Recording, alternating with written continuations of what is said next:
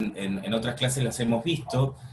Lo nuevo que les vengo a proponer o a ofrecer como mirada es algunas ideas que estuvieron sucediendo en torno al centenario, que invitaban a los contemporáneos de esta celebración a pensar o a imaginar en base a algunas experiencias que se estaban dando en relación al progreso de la ciencia, la tecnología y de la organización social y política de la Argentina, en cómo sería el futuro en 100 o 150 años, desde el momento que es contemporáneo que estamos, o el recorte temporal que estamos tomando, desde principios del siglo XX, en una proyección de 100 años. Entonces, yo dividí esta charla en dos fases. Una que tiene que ver o en dos etapas.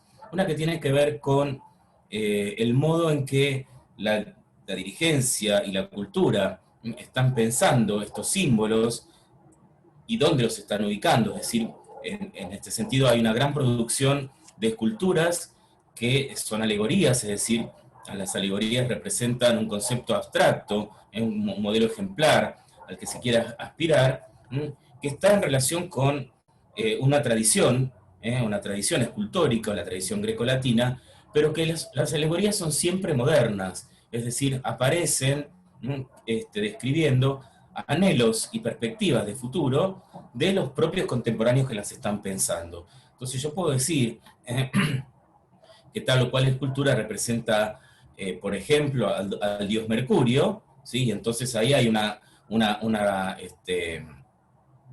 relación con el mundo grecolatino, pero si digo que en el siglo XIX y principios del siglo XX Mercurio está asociado a la velocidad, a las comunicaciones y al comercio, eso es un énfasis moderno que tiene que ver con quienes los están pensando en su propia contemporaneidad. Por eso, ya los que estuvieron conmigo en Patrimonio, algunas de estas ideas, porque veo algunos que estuvieron en Patrimonio, algunas ideas de este estilo les van a sonar familiares, porque justamente tiene que ver con esa etapa, y la otra tiene que ver con las publicaciones, el gran número de publicaciones que se van a dar en torno al centenario, que tienen que ver con tiradas populares en el formato tabloide, y esto es importante, la cuestión del formato tabloide, porque leer La Nación en tamaño sábana significa que vos tengas el tiempo para sentarte por lo menos en un café o en la mesa de tu comedor y hagas el trabajo de dobleces para poder leerlo adecuadamente. En cambio, el tabloide es el tamaño práctico para ir leyendo en el tranvía o en el tren, mientras haces el camino del trabajo a tu casa. Por lo tanto, en estos formatos tabloides aparecen publicaciones como PBT, La Vida Moderna, Fray Mocho, Caras y Caretas, que están dirigidos a un público muy amplio, ¿sí? No necesariamente el público más literario y más en relación a la alta cultura, sino el trabajador, el obrero, la persona que tiene interés por la vida moderna y cotidiana, ¿sí? Entonces, tenemos esas dos etapas, ¿sí? Arranco entonces a compartir pantallas, si les parece. Ya les digo, los que fueron alumnos de Patrimonio, algunas de estas ideas van a aparecer aquí. Me van a tener que volver a escuchar explicando algunas cosas, pero bueno, es así la cuestión. Bueno, la invitación entonces tenía que ver con esto, ¿no? ¿Cómo se imaginaban nuestros abuelos la ciudad del futuro? ¿Qué esperanzas, miedos, deseos se ponían en juego pensando el mañana? Y estas revistas y periódicos, que fueron analizadas por autores como Margarita Gutmann, nos invitaban a mirar una ciudad en perspectiva, sobre todo, territorios, tecnologías, puestas al servicio de el porvenir, puestas al servicio del mañana. Les adelanto que en este sentido la sociedad de la época tiene una idea bastante coherente y cohesiva entre sí, que el futuro iba a traer algo mejor. Pensar el futuro como algo positivo, algo que iba a traer bienestar para el hombre, para la humanidad, aplicando las ciencias y el progreso como principales dinamizadores, y sociedades más justas y equitativas en lo político y en lo social. Bueno, también es una invitación a pensar hoy el futuro de nuestro país y del mundo, algo que ya no es tan cohesivo ni tan en bloque, esta idea de que el futuro pueda traernos necesariamente un mundo mejor. Perdón. Les dejo una bibliografía para que los que están grabando lo vean en vivo, una bibliografía de referencia, un texto teórico, el de Margarita Gutmann, y unos gráficos que toman esta idea del retrofuturismo, algunas de estas imágenes, y las reelaboran con una mirada actual, puestas las expectativas y los deseos y las miradas, y también algunas decepciones en la obra de Alejandro Burdicio, sobre todo en una serie de ilustraciones que toman, y las ilustraciones de 1910 a 1920, hoy lo llamamos retrofuturismo, es decir, esta mirada del pasado hacia el futuro, y, antes, esto es un momento antes que existiera o que se definiera el concepto de ciencia ficción, pero traigo un texto interesante que está todo en internet, o sea que ustedes lo googlean y se lo pueden descargar. Ese es el sentido de un poco de trabajar en esta pandemia, que tiene que ver con Pablo Capana, que es un especialista en ciencia ficción. Pero estamos en un momento anterior al enunciado de la ciencia ficción como tal, y por lo tanto lo llamamos como una literatura de anticipación o imágenes de anticipación. ¿Por qué imaginar el futuro, entonces? ¿Sí? ¿Por qué esta reflexión? Y sobre todo una reflexión en estos momentos. Bueno, el futuro siempre tiene que ver con nuestro tiempo presente, y cuando pensamos el futuro empezamos también a construir esas expectativas para el porvenir. Nuestro presente está compuesto del pasado, y nuestro futuro está compuesto de estos dos elementos que se proyectan en esta expectativa. Por ejemplo, para Pío Colivadino, empezar a registrar el crecimiento de la ciudad y el cambio de escala nos acerca a un concepto que ya lo voy a ir trabajando a medida que pasen las imágenes, que es el mundo de la ciudad vertical. Es decir, el progreso trae edificios cada vez más altos, más complejos, mundos mecanicistas movidos por la electricidad, y esta ciudad de postcolonial, la gran aldea, va a desaparecer en nombre del progreso. Por ejemplo, Pío Colivadino está fascinado por la modernización de Buenos Aires y esta explosión constructiva que cambia, por ejemplo, el perfil de la ciudad. Esto es el presente para Pío Colivadino, y para Pío Colivadino el futuro tiene que traer más de esto, ¿sí? Y mejor, en cuanto a la ciudad, a la expectativa de futuro. La historia de la imaginación del futuro, es decir, cómo imaginaron nuestros abuelos el futuro, cómo lo imaginamos hoy, habla de la sociedad, de nuestra sociedad presente. Esto es así. Por ser estas anticipaciones, reflexiones sobre los problemas de un tiempo determinado, y por haber sido disparadas por los intereses del momento. El efecto de las anticipaciones del futuro habla mucho más de nuestra sociedad y de nuestro presente que del mismo futuro que describen. Por lo tanto, a mí lo que me interesa cuando estoy mirando este tema no es ver si estas anticipaciones se cumplieron o no, ir a verificar a ver si fueron casi como proféticas, y se cumplieron o no, y se llevaron a cabo o no, sino que va a tener que ver con estudiar cómo era esa sociedad y qué proyectaba, qué miedos, qué características, qué expectativas ponían a futuro. En Nueva York será uno de los modelos de referencia para pensar siempre la ciudad del futuro, ¿sí? Es decir, Nueva York, en sus nuevas construcciones, en sus adelantos tecnológicos, en la forma de ocupación de su territorio y sus proezas y alardes técnicos, será siempre mirada, en este sentido, como una proyección a tener en cuenta. Las tendencias utópicas, ¿sí? En esto de pensar el futuro, porque la utopía para este periodo cambia de rumbo. Las utopías durante el Renacimiento se las piensan en otro lugar, ¿sí? contemporáneas, pero en otro lugar, fuera de la sociedad que se las piensa, ¿sí? Por ejemplo, la utopía de Tomás Moro sucede en el tiempo de quien reflexiona sobre una sociedad mejor, o una sociedad distinta a la Inglaterra oprimida por su rey en ese momento, y lo ubica en algún lugar lejano que le cuenta un viajero, ¿sí? Un navegante, pero no se ubica, pero se ubica en el tiempo presente. En cambio, ya para fines del siglo XIX, principio de la Ilustración para adelante, la utopía se ubica en el futuro, se la ubica en un lugar que, gracias a la evolución de ciertas ideas o ciertos adelantos, se proyectan al futuro. Pensar la utopía o pensar el futuro como una cuestión utópica tiene un poder muy fuerte, es decir, nos incluye en proponer narraciones y sociedades con una narrativa alternativa al mundo que nos toca, y sobre todo si estamos disconformes con el mundo que nos toca, ¿sí? Y también nos habla de problemas propios de nuestro momento y de nuestra existencia.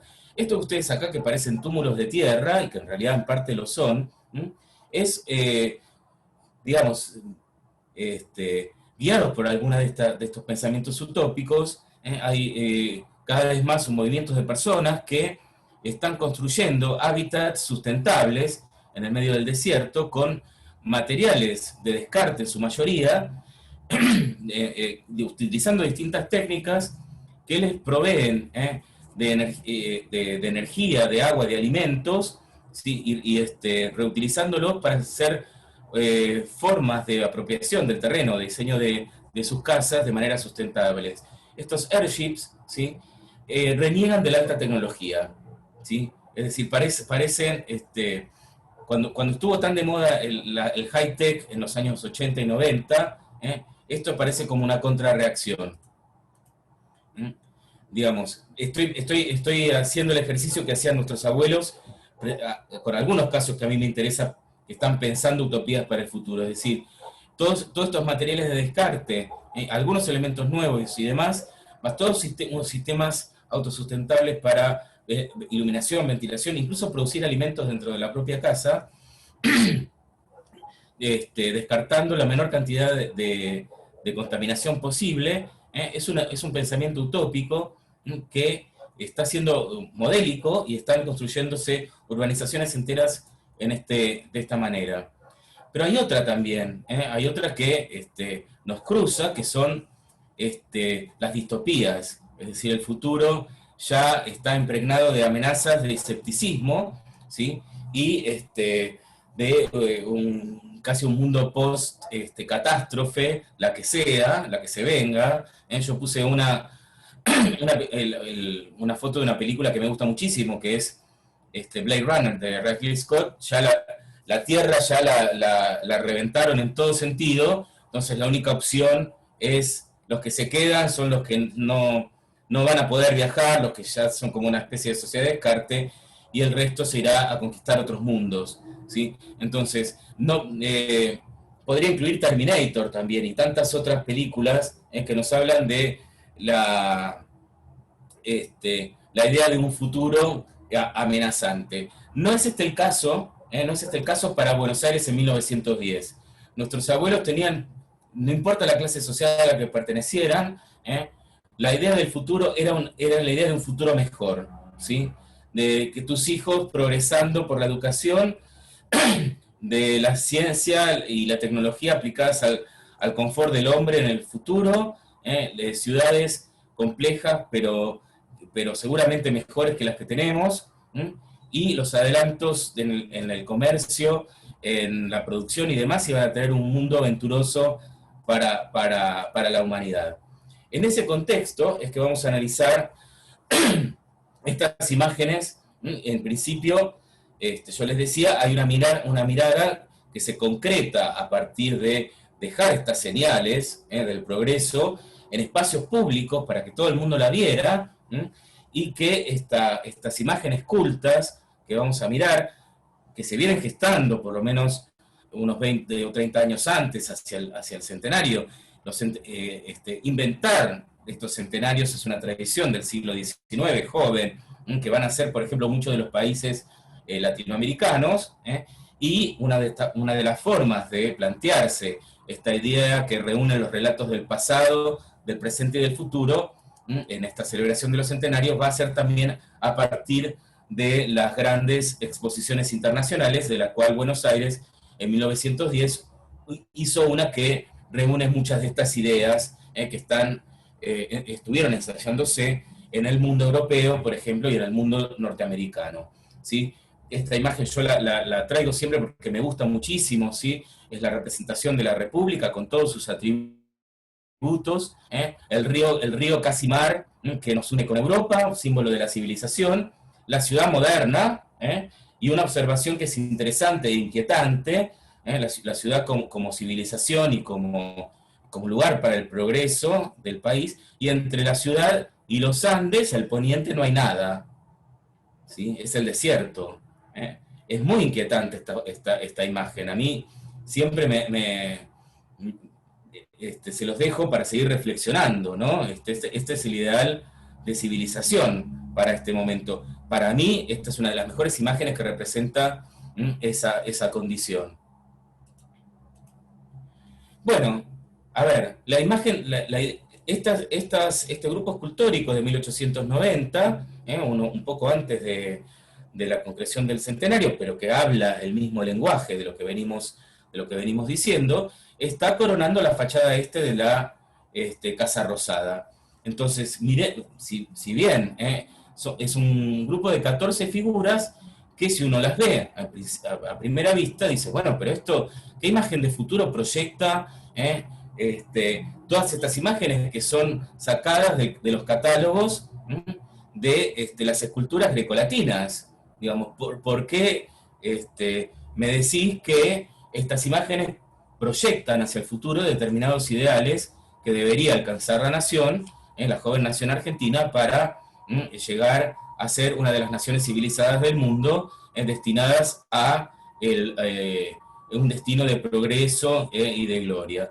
Bueno, como decía antes, ¿sí? Este mundo que plasma en el arte estas alegorías, este mundo de alegorías, estas alegorías que son figuras retóricas, es decir, que nos interpelan a pensar sobre conceptos abstractos que sin ayuda de una representación artística no cobrarían forma ante nuestros ojos, no se podrían ver ante nuestros ojos. Y justamente esto está en la fachada de la Casa de Gobierno, mirando hacia el río, justamente desde el lugar donde se llega a Buenos Aires, en un edificio que, bueno, muy cuestionado y que siempre hubo planes de demolerlo. Por lo tanto, esto no es mármol de Carrara, no es ninguna piedra arenisca de buena calidad, sino que es argamasa. Es decir, si yo martillo un poquito de estas esculturas, me encuentro con una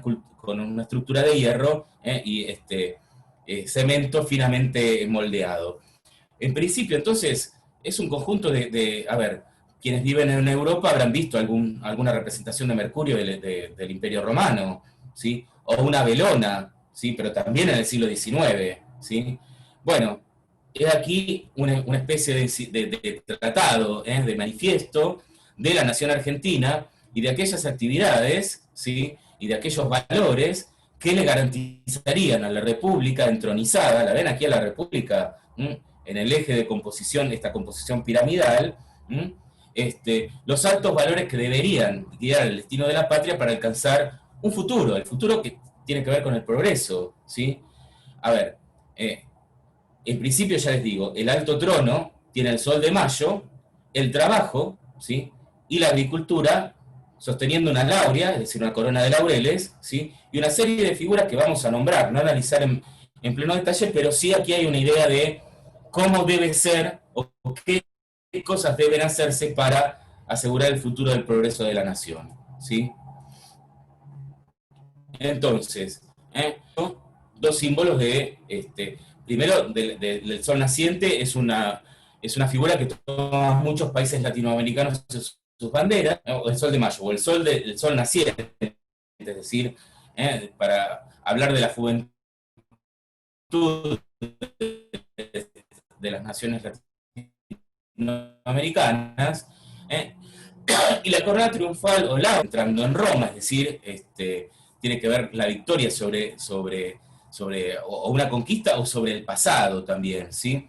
Y en los escudos heráldicos de muchos países, y sobre todo los latinoamericanos, en su momento postrevolucionario, aparecen, ¿sí? En el escudo argentino está el sol naciente, está la laurea, está el gorro frigio o gorro píleo, que está coronando la cabeza de la República, y ahí por este atributo entendemos plenamente que es la República, ¿sí? Hay un símbolo polémico, que ya no, salvo que vos quieras hablar o fundar un partido neofascista, ya este símbolo muy, muy arraigado y muy difundido en todo Occidente, ya no se puede usar. Fíjense, como símbolo de unión, estas varas unidas a un hacha, que es el símbolo de las falles, ¿sí? Que es un símbolo de unión muy, muy arraigado en Occidente, pero que después de la Segunda Guerra ya no se puede usar, salvo que vos quieras expresar este sentimiento, ¿sí? La unión hace la fuerza, y entonces vamos a ir mirando hacia el ala norte, es decir, hacia Rivadavia, Paneo sobre este grupo escultórico, y hacia el ala sur, es decir, hacia Irigoyen, qué figuras lo componen y qué ideas de progreso. A ver, este es Hephaestos, ¿sí? Hephaestos es el dios de la fragua, ¿sí? Es un dios griego. ¿Y por qué está puesto en el siglo XIX ahí? Bueno, más allá de simbolizar el trabajo, es el trabajo en hierro, ¿sí? El hierro es el material de la modernidad propio del siglo XIX, donde se hace toda la infraestructura ferroviaria, de donde se hacen las grandes construcciones. Por lo tanto, recurrimos a una figura mitológica griega, pero con un sentido moderno en su alegoría. ¿Se entiende eso? Entonces, hay un anclaje acá de la alta cultura que toma un mundo pagano, además, ¿sí? Un mundo pagano, esto es un edificio republicano, elementos de un mundo pagano. Aquí el trabajo es importante también en este tema de pensar el progreso para la Argentina, ¿sí? La agricultura, ¿sí? En la mitología romana es la diosa Ceres. Cada vez que comemos cereales, hoy en la actualidad, estamos honrando a la diosa Ceres. La agricultura como dinamizador principal del país. Entonces es una figura grecorromana, pero que en la actualidad del país, en la propia contemporaneidad, tiene un rol que le va a asegurar una posición mundial y una posición hacia el progreso de la nación, ¿sí? Mirando desde el centro hacia el norte, la ley. Las instituciones modernas dictaminan leyes y códigos escritos, ¿sí? Entonces la ley escrita aparece ahí también como idea de instituciones modernas reglamentadas, ¿sí? La educación y las ciencias. La educación y las ciencias como elementos civilizatorios. No hay progreso en la civilización de fines del siglo XIX sin el impulso de la educación.